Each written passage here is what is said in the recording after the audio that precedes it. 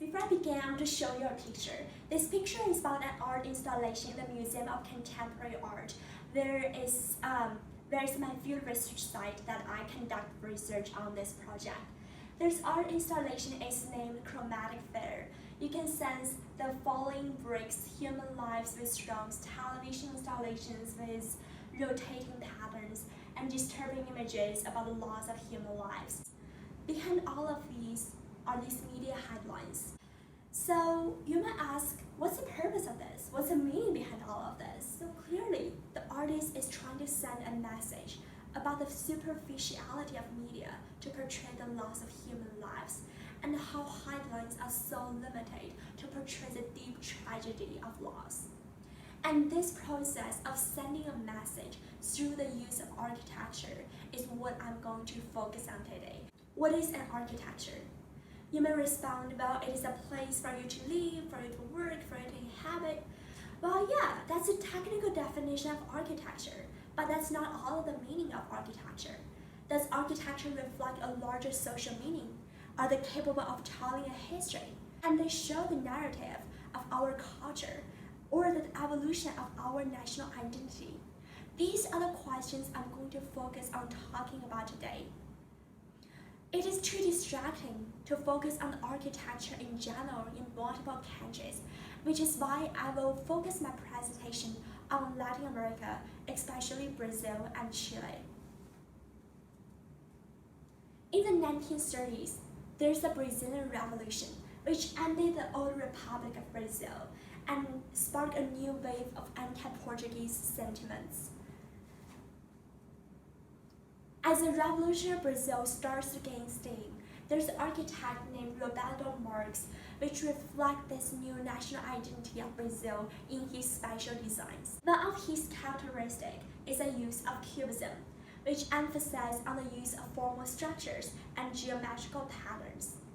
This black and white pattern is one of the designs that is really crucial to Brazil, because it shows the interconnections between the white Europeans, the black African slaves, and red indigenous people, which all show the Brazil's colonial legacy under the Portuguese colonization. And what Roberto Marques is trying to convey is that Brazil has moved past its colonial legacy and has constructed a new national identity in this revolutionary time. His gardens are drastically different from the European style of symmetrical gardens. His use of freeforms and tropical plants are so crucial and so unique about the biodiversity and free mobility of Brazil, so that his designs are so relevant to the Brazil's national identity in the revolutionary history. The Ever Review shows how Roberto Marques tries to convey this national identity of Brazilianness. By using ecology and appealing to the biodiversity of Brazil, Roberto Marques is trying to show how Brazil is on the road to modernity through its architecture.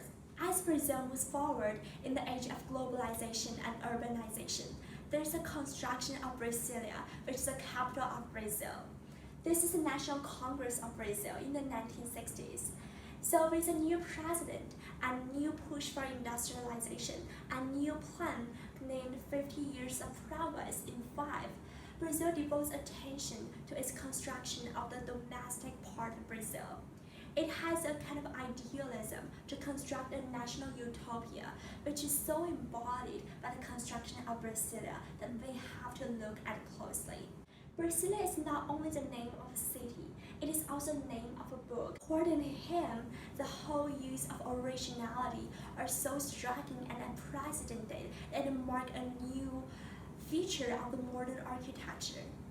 However, this perfect national utopia Brasilia created is far from perfect. There are problems of income inequality between the rich and the poor. The Gini coefficient, which is a standard evaluation method to evaluate income inequality, is extraordinarily high for Brazil and higher in Brazil than in the United States, in Germany, Great Britain, and France. So clearly Brazil faces this new national challenge between the rich and the poor. So the nature of this income inequality, these are two maps. We can see how Sao Paulo and Rio contribute a lot to the GDP of Brazil. Many northern cities in Brazil has over 50% rate of poverty. So big fragmentation between the south and the north, between the rich and the poor. And to solve this social problem, half houses comes into the scene. Half houses use the least amount of resources, while best allows the individuality of its inhabitants. To further know the nature of half houses, let's watch a video published on YouTube by The Guardian about Latin America people's experience of this type of social housing.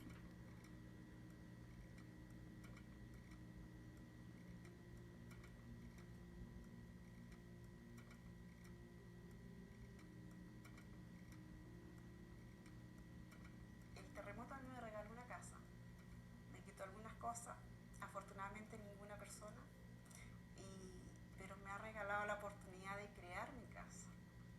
Alejandro Aravena is one of the few architects today who's really committed towards social housing and improving the lives of the Chilean population. He's very well known for a strategy he's used a number of times, which is to build half a house.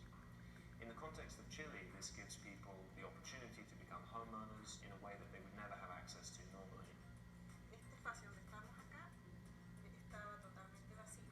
Tierra, pared, techo, era todo lo que venía. De acuerdo a las necesidades, hemos ido dando prioridad. Alejandro Alexis is the architect of half houses, and he is awarded the Pritzker Architecture Prize for his idea of the half houses. The association recognized his amazing ideas by saying how he practiced architecture as an artful endeavor and how he represents this revival of social housing.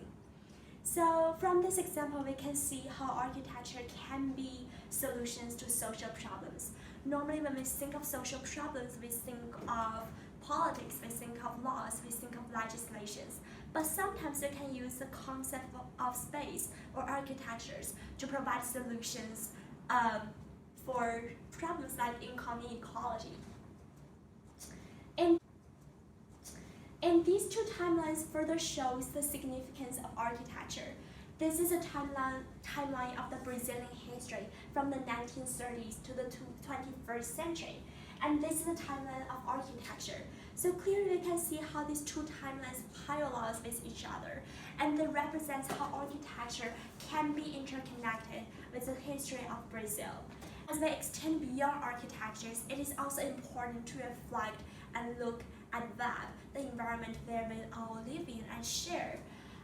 So, for example, one of the architectures that really make the Vibe community so special is our chapel.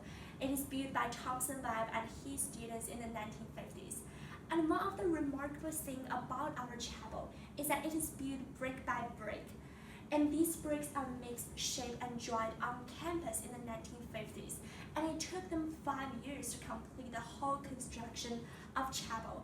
And that is what's remarkable about that, a continued effort to shape a space where every student can live and study and reflect on. Thompson Vibe in the 1950s wrote, "Vivi and I view this chapel as a proper place for the teaching of virtues that represent the finest character, honesty, dependability, trustworthiness, strength to do one's duty, courage to uphold the right and fight for it."